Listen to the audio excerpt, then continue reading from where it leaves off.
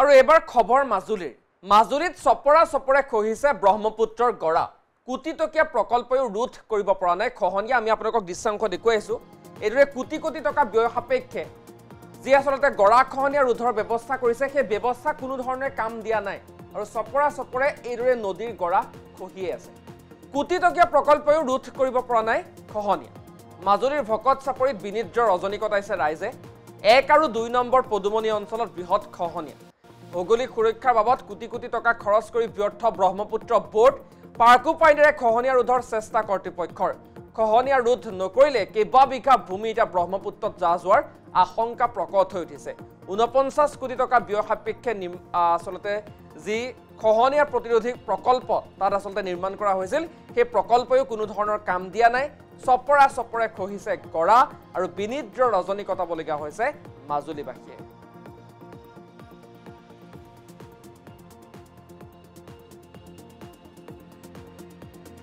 চাপৰি যদি এই ভূখণ্ডটো বা এই ভূখণ্ডখন যদি ব্ৰহ্মপুত্ৰ নদীত যায় তেতিয়াহ'লে নামনি মাজুলীৰ কোনো ধৰণৰ অস্তিত্ব নাথাকিব কমলাবাৰীৰ পৰা ধৰি জুগুনিধাৰী আউনিআটি আমাৰ বালি চাপৰি কুৰতি পাৰ যত যিমান আছে নামনি মাজুলী এই ভূখণ্ড ব্ৰহ্মপুত্ৰৰ মাজত কিন্তু যাব সেয়েহে বিনম্ৰতাৰে অনুৰোধ জনাও মাননীয় অসমৰ মুখ্যমন্ত্ৰী ডাঙৰীয়া তেখেত যথেষ্ট কৰ্মদক্ষ আৰু তেখেতে নিশ্চিতভাৱে সহায় কৰিব বুলি আমি আশা ৰাখিছো আৰু আমাৰ মাজুলী বিধায়ক ভুৱনগাম ডাঙৰীয়াও তেখেতো কৰ্মদক্ষ তেখেতেও যথেষ্টখিনি কৰিছে কিন্তু তাৰ তুলনাত যথেষ্ট কম হৈছে যিমানখিনি কৰিব লাগে বৰ্তমান অৱস্থাত যিমান খহনীয়া হৈছে এই খহনীয়া আটো মানে পকাপোচ কেইটামান দলিয়াই দিলে নহব তাতে অলপ শৈলজ পাৰৰ পৰা ধৰি মেগাবেগ পৰা ধৰি যিখিনি পাৰে মানে যিখিনি বিজ্ঞানসন্মতভাৱে কৰিব পৰা কাম আছে সেই কামখিনি যদি কৰে তে নিশ্চিতভাৱে ভকত চাপৰিখন উন্নত হ'ব মানে এই ভূমিকণ ৰ'ব বুলি আমি ভাবো আৰু এবাৰ খবৰ মাজুলীত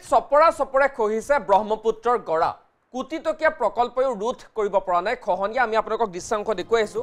এদৰে কোটি টকা ব্যয় সাপেক্ষে যি আসলতে গৰা খহনীয়া ৰোধৰ ব্যৱস্থা কৰিছে সেই ব্যৱস্থা কোনো ধৰণে কাম দিয়া নাই আৰু চপৰে এদৰে নদীৰ গৰা খহিয়ে আছে কোটি টকীয়া প্ৰকল্পও ৰোধ কৰিব পৰা নাই খহনীয়া মাজুলীৰ ভকত চাপৰিত বিনিদ্ৰ ৰজনী কটাইছে ৰাইজে 1 আৰু 2 নম্বৰ পদুমনি অঞ্চলত বৃহৎ খহনীয়া ভৌগোলিক সুৰক্ষাৰ বাবদ কোটি টকা খৰচ কৰি ব্যৰ্থ ব্ৰহ্মপুত্ৰ বোৰ্ড পাৰ্কো পাইনেৰে খহনীয়া ৰোধৰ চেষ্টা কৰ্তৃপক্ষৰ খহনীয়া ৰোধ নকৰিলে কেইবা বিঘা ভূমি এটা ব্ৰহ্মপুত্ৰত যোৱাৰ আশংকা প্ৰকট হৈ উঠিছে 49 কোটি টকা ব্যয় সাপেক্ষে আসলতে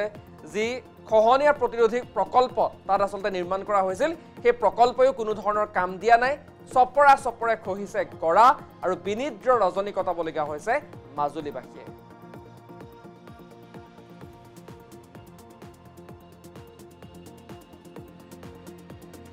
চাপৰি যদি এই ভূখণ্ডটো বা এই ভূখণ্ডখন যদি ব্ৰহ্মপুত্ৰ নদীত যায় তেতিয়াহ'লে নামনি মাজুলীৰ কোনো ধৰণৰ অস্তিত্ব নাথাকিব কমলাবাৰীৰ পৰা ধৰি জুগুনিধাৰী আউনিআটি আমাৰ বালি চাপৰি কুৰতি পাৰ যত যিমান আছে নামনি মাজুলী এই ভূখণ্ড ব্ৰহ্মপুত্ৰৰ মাজত কিন্তু যাব সেয়েহে বিনম্ৰতাৰে অনুৰোধ জনাও মাননীয় অসমৰ মুখ্যমন্ত্ৰী ডাঙৰীয়া তেখেত যথেষ্ট কৰ্মদক্ষ আৰু তেখেতে নিশ্চিতভাৱে সহায় কৰিব বুলি আমি আশা ৰাখিছো আৰু আমাৰ মাজুলী বিধায়ক ভুৱনগাম ডাঙৰীয়াও তেখেতো কৰ্মদক্ষ তেখেতেও যথেষ্টখিনি কৰিছে কিন্তু তাৰ তুলনাত যথেষ্ট কম হৈছে যিমানখিনি কৰিব লাগে বৰ্তমান অৱস্থাত যিমান খহনীয়া হৈছে এই খহনীয়া আটো মানে পকাপোচ কেইটামান দলিয়াই দিলে নহব তাতে অলপ শৈলজ পাৰৰ পৰা ধৰি মেগাবেগ পৰা ধৰি যিখিনি পাৰে মানে যিখিনি বিজ্ঞানসন্মতভাৱে কৰিব পৰা কাম আছে সেই কামখিনি যদি কৰে তে নিশ্চিতভাৱে ভকত চাপৰিখন উন্নত হ'ব মানে এই ভূমিকণ ৰ'ব বুলি আমি ভাবো